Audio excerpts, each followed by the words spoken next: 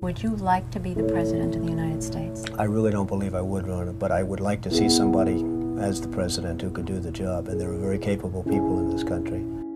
Why wouldn't you dedicate yourself to public service? Because I think it's a very mean life. I would love and I would dedicate my life to this country, but I see it as being a mean life, and I also see it as somebody with strong views and somebody with the kind of views that are maybe a little bit unpopular, which may be right, but may be unpopular, wouldn't necessarily have a chance of getting elected against somebody with no great brain but a big smile. This sounds like political presidential talk to me, and I know people have talked to you about whether or not you want to run. Would you ever?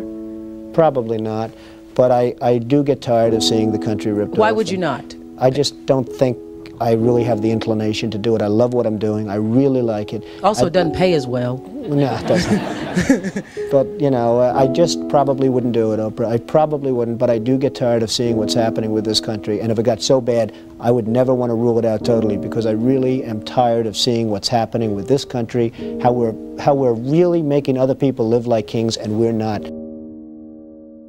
You've said, though, that if you did run for president, you believe you'd win. Well, I don't know. I think I'd win. I tell you what, I wouldn't go in to lose. I've never gone in to lose in my life. And if I did decide to do it, I think I'd be inclined, I would say that I would have a hell of a chance of winning, because I think people, I don't know how your audience feels, but I think people are tired of seeing the United States ripped off. And I can't promise you everything, but I can tell you one thing: this country would make one hell of a lot of money from those people that for 25 years have taken advantage. It wouldn't be the way it's been, believe me. But you might be classified as an Eastern Republican. Fair? Well, I guess you could say that, yes. Which means kind of a Rockefeller, Chase Manhattan Republican? I never thought of it in those terms. How do you define it? Are you a Bush Republican? No, I think I'm really, the people that I do best with are the people that drive the taxis. You know, wealthy people don't like me, because I'm competing against them all the time, and they don't like me, and I like to win. The fact is, I go down the streets of New York, and the people that really like me are the taxi drivers and the workers, etc., etc. I mean, I really get a great response. Why are you a Republican? I have no idea. I mean, I am a Republican because I just believe in certain principles of the Republican Party. You have flirted with the idea of politics. Now you're here at your first national convention.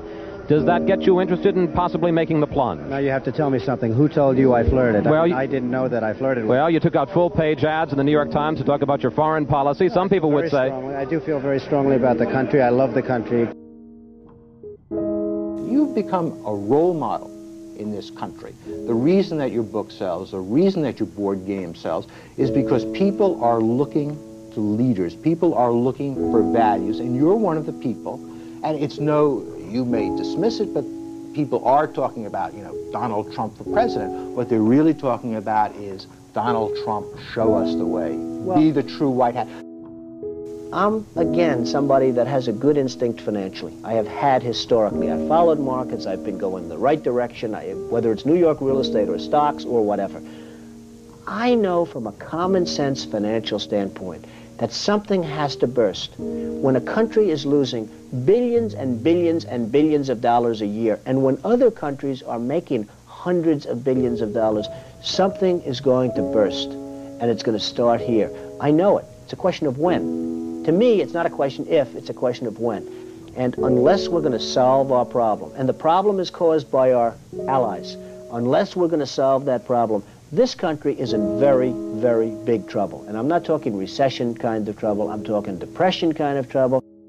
Would you really like to take over and run the country as you have run your organization? I would much prefer that somebody else do it. I just don't know if the somebody else is there. I don't know if we have the kind of advocate that you need. We need major surgery. This country needs major surgery. Are you the surgeon? I think I do a fantastic job, but I really would prefer not doing it. Are you saying you will take it only if drafted? No, I'm not saying that. I'm saying that I hope that somebody comes along who can be an advocate, and I think that somebody will be so popular, But you haven't seen anybody. He or she will be the most, but I don't see it now. I wish that person were there. But again, I do know one thing. It's not a question. This country is losing hundreds of billions. It's not a question if, it's a question when. I have never understood how this is possible. I have never understood how somebody throughout this country didn't sue the United States government and have that overturned. I mean, you had people, investors, investing over a 10-year period for under a set of conditions. And this is, as I was talking before, playing the game. We're all playing by a certain set of rules. The rules were changed for the government, but they weren't changed for us. I mean, it was an incredible circumstance that happened. And people went bust by the hundreds of thousands, and I hope you weren't one of them in terms of that, but obviously you know a lot of people that were. They changed the rules on taxes, and you have some incredible situations where people guaranteed personally a stream of payments to be paid over a 10-year period based on a stream of tax benefits for perhaps a very good job, like a low-income housing development. Nothing wrong with that, a very positive thing. And after 2 years, they got wiped out with the taxes, and yet they still owed all of this money. And many of these people, most of these people, had to declare bankruptcy. They couldn't pay it. I deal with foreigners all the time. I deal with foreign leaders all the time. I know many of the foreign leaders probably better than a lot of the so-called candidates that are running on the Republican and Democratic tickets. I think I'd get along very well with them.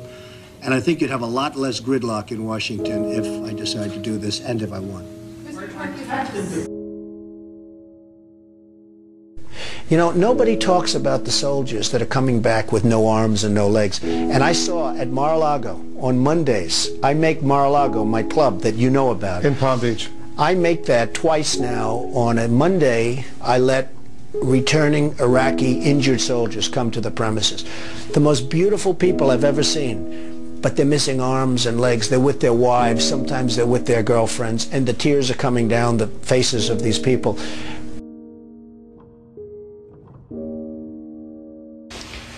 Well, I just hate what's happened to this country. We've gone to a country that's no longer respected.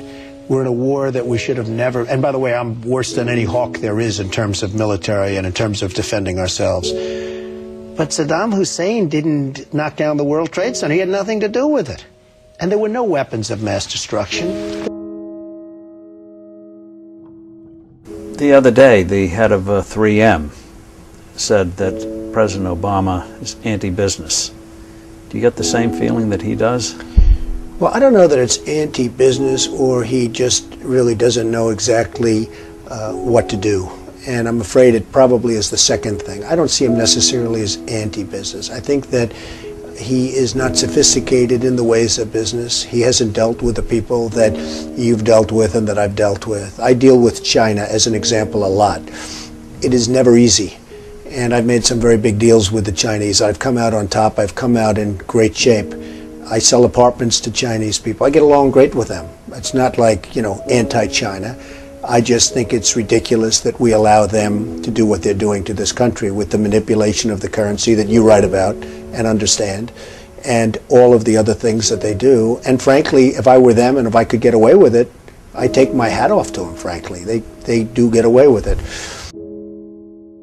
And I hire companies all the time, and it's so hard for our companies to compete against Chinese companies. I mean, these companies have such an advantage, whether it's glass for a curtain wall or whether it's, and you use the term because you know what's happened, sheetrock. I mean, they used to give us sheetrock, just give it. And everybody that was unfortunate enough to use Chinese sheetrock had problems. I mean, problems like where people were dying from it.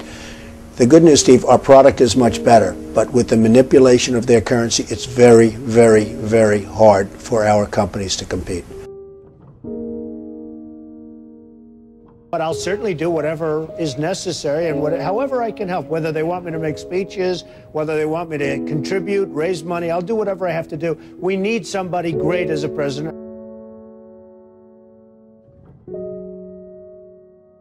I know that you were mentioning that Aaron and I did a kind of an interesting video not that long ago in August about how things have fallen apart. But at that point, the only people who were saying it were us and you. I was saying it a long time ago. And frankly, they're talking about 50 basis points. I think you should drop it a point, a full, solid 100 basis points, and just sit back and see. And I was actually looking at somebody, a gentleman from Goldman Sachs was saying 175. So that's going to be interesting. But I think that's ultimately going to be happy. And it would be nice if Ben could get now ahead of the curve instead of always being behind the curve. He's behind the curve. Say what you want about Alan Greenspan. He was always slightly ahead of the curve. And that was always brilliant. And he had this incredible reputation. I think Ben has to get a little bit ahead of the curve. He has to do something dramatic. And I really think what he should do is surprise the hell out of everyone and do it 100. And let's see what happens. That would be big. Any politician, do you think, has the pulse? Anyone running for president has the pulse of what you know about the economy? Well, the biggest problem is something I never hear about. I told you about it once. Every time they lower interest rates, the cartel, because I call it a cartel, the illegal monopoly, raises oil prices, okay? So the monopoly, because that's all it is, it's a total illegal monopoly. If businesses ever formed OPEC, everybody would be put in jail. Here they are, and every time a country hits oil, they're invited in to the cartel, okay?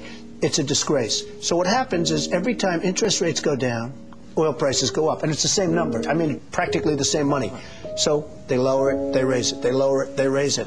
Now you have oil that's close to 100, going to be over 100, and nobody in this country calls and says, get that damn oil price down. You get it down.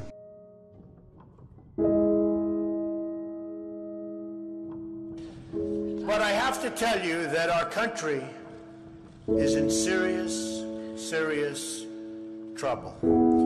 We owe $17 trillion our debt. How do you pay off $17 trillion? Nobody ever heard the expression a number of years ago. The word trillion. We have debt that's beyond belief. We have deficits that nobody can even comprehend. China, which I've been talking about for the last 5 years, yesterday, right in our face, they just devalued their currency. Now, for those that don't understand devaluation, what they're basically doing is saying, we're really ripping you big league. Nobody's ever done it better than us, but now we're going to really do it again. And the reason they did it, and everybody was surprised by it, was because our leadership is so weak and so pathetic that they can get away with it. And believe me, they're taking our jobs, and they're taking a big league. And China's not the only one. You look at other countries, they're all doing the same thing. They have no respect for our leader, and frankly, they have no respect any longer for our great country. And it's so simple to solve. What we need is a strong economy. What we need is jobs. Now, you hear these phony job numbers, 6.7%. The 6.7% is probably 21 or 22% real numbers. When you give up looking for a job, it's like they consider you employed. It's amazing. They changed this. You know, in the old days, if you had people that couldn't find work, they couldn't find work. Today, such a huge number. Now you look at what's going on with Afghanistan.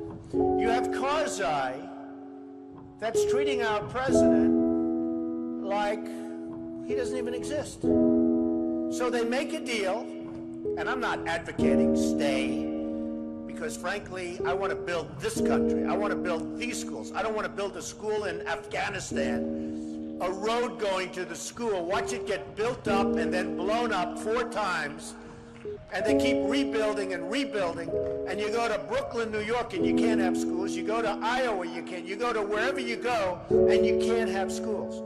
Because we don't have any money, because we're spending it in other places where, frankly, they don't want us, and I don't want them. And it's amazing.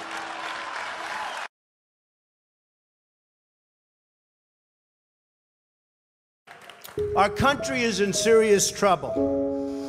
We don't have victories anymore. We used to have victories, but we don't have them. When was the last time anybody saw us beating, let's say, China in a trade deal? They kill us. I beat China all the time. All the time. When did we beat Japan at anything? They send their cars over by the millions. And what do? When was the last time you saw a Chevrolet in Tokyo? It doesn't exist, folks. They beat us all the time. When do we beat Mexico at the border? They're laughing at us, at our stupidity. And now they're beating us economically. They are not our friend, believe me. But they're killing us economically.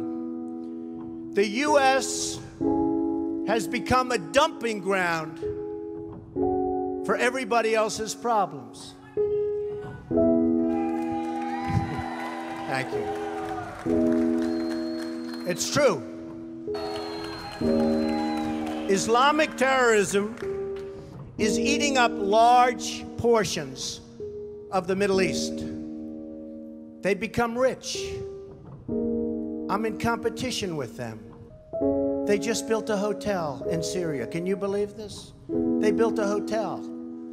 When I have to build a hotel, I pay interest. They don't have to pay interest because they took the oil that when we left Iraq, I said we should have taken. So now ISIS has the oil.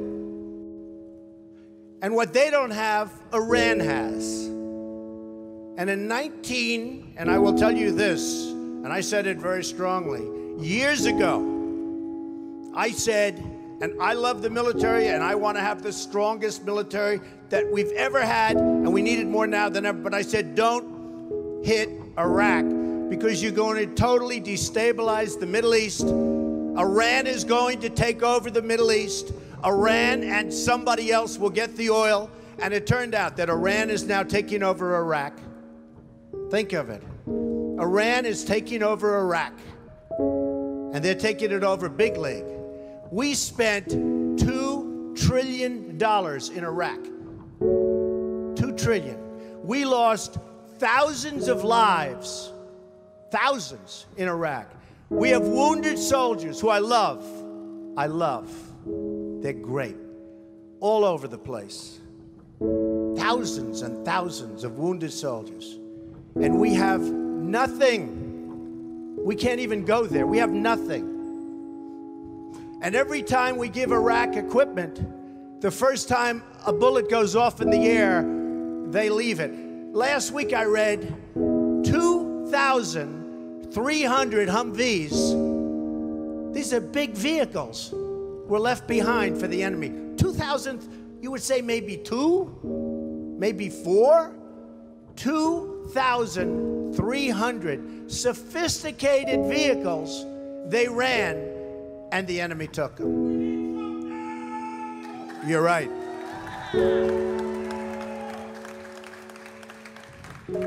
Last quarter, it was just announced, our gross domestic product, a sign of strength, right?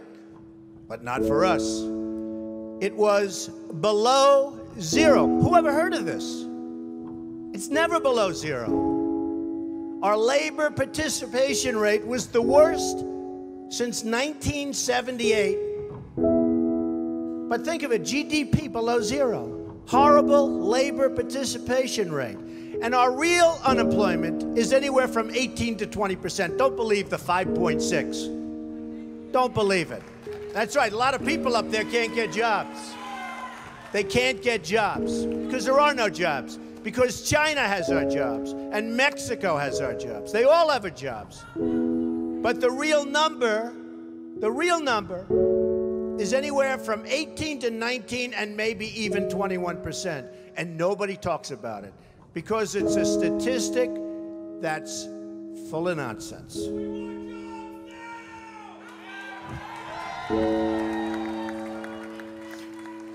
Our enemies are getting stronger and stronger by the day, and we as a country are getting weaker.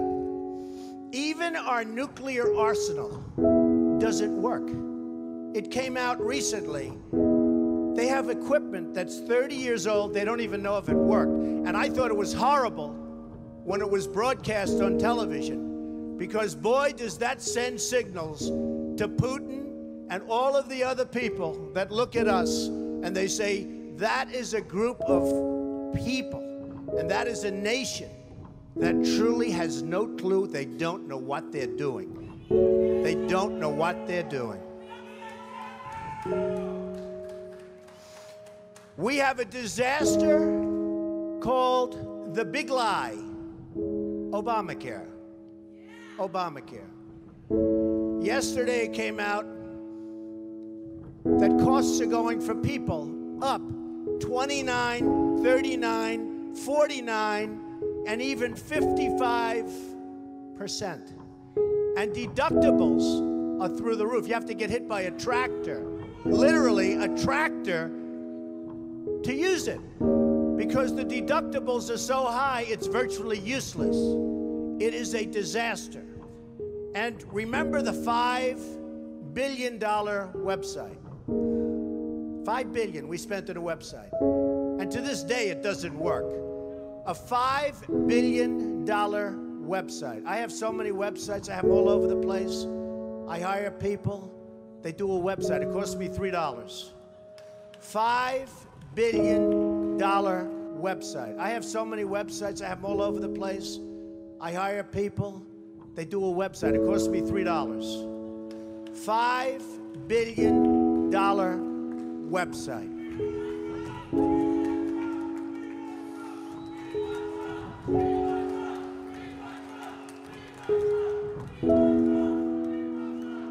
Well, you need somebody, because politicians are all talk, no action. Nothing's going to get done. They will not bring us, believe me, to the promised land.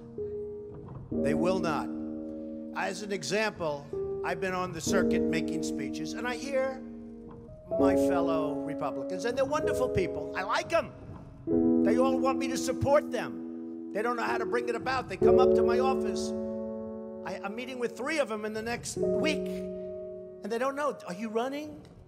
Are you not running? Could we have your support? What do we do? How do we do it? I like them. And I hear their speeches. And they don't talk jobs, and they don't talk China. When was the last time you heard China's killing us? They're devaluing their currency to a level that you wouldn't believe. It makes it impossible for our companies to compete. Impossible. They're killing us. But you don't hear that from anybody else. You don't hear it from anybody else. And I watch the speeches. Thank you. I watch the speeches of these people, and they say, the sun will rise, the moon will set, all sorts of wonderful things will happen. And people are saying, what's going on? I just want a job. Just get me a job. I don't need the rhetoric. I want a job. And that's what's happening. And it's going to get worse, because remember, Obamacare really kicks in 2016. Really big league. It is going to be amazingly destructive. Doctors are quitting. I have a friend who's a doctor, and he said to me the other day, Donald, I never saw anything like it. I have more accountants than I have nurses. It's a disaster. My patients are beside themselves. They had a plan that was good. They have no plan now. We have to repeal Obamacare, and it can be replaced. And it can be replaced with something much better for everybody.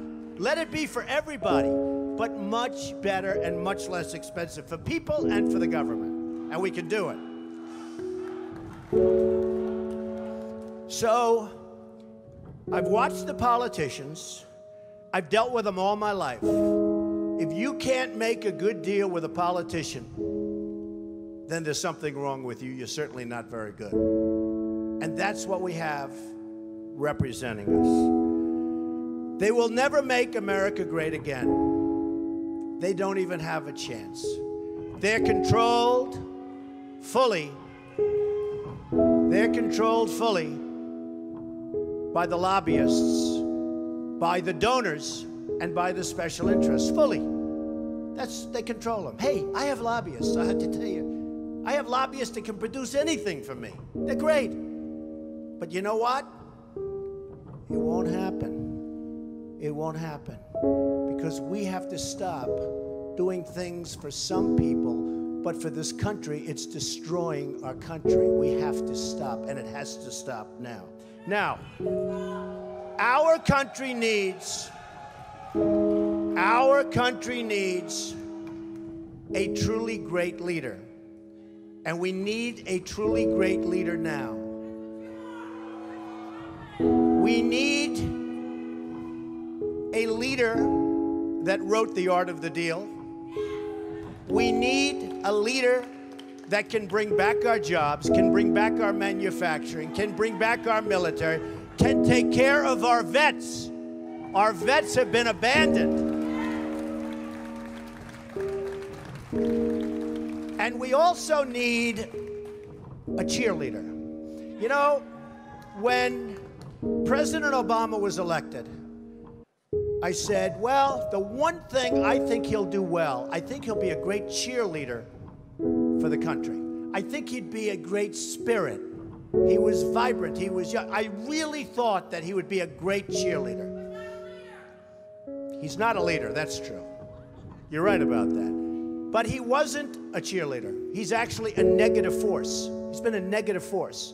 He wasn't a cheerleader, he was the opposite.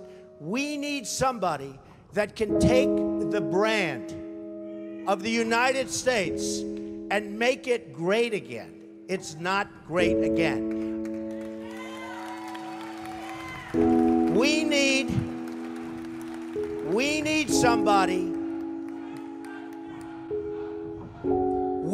somebody that literally will take this country and make it great again. We can do that. And I will tell you, I love my life. I have a wonderful family. They're saying, Dad, you're going to do something that's going to be so tough. You know, all of my life I've heard that a truly successful person, a really, really successful person, and even modestly successful, cannot run for public office. Just can't happen. And yet that's the kind of mindset that you need to make this country great again. So, ladies and gentlemen, I am officially running for President of the United States, and we are going to make our country great again.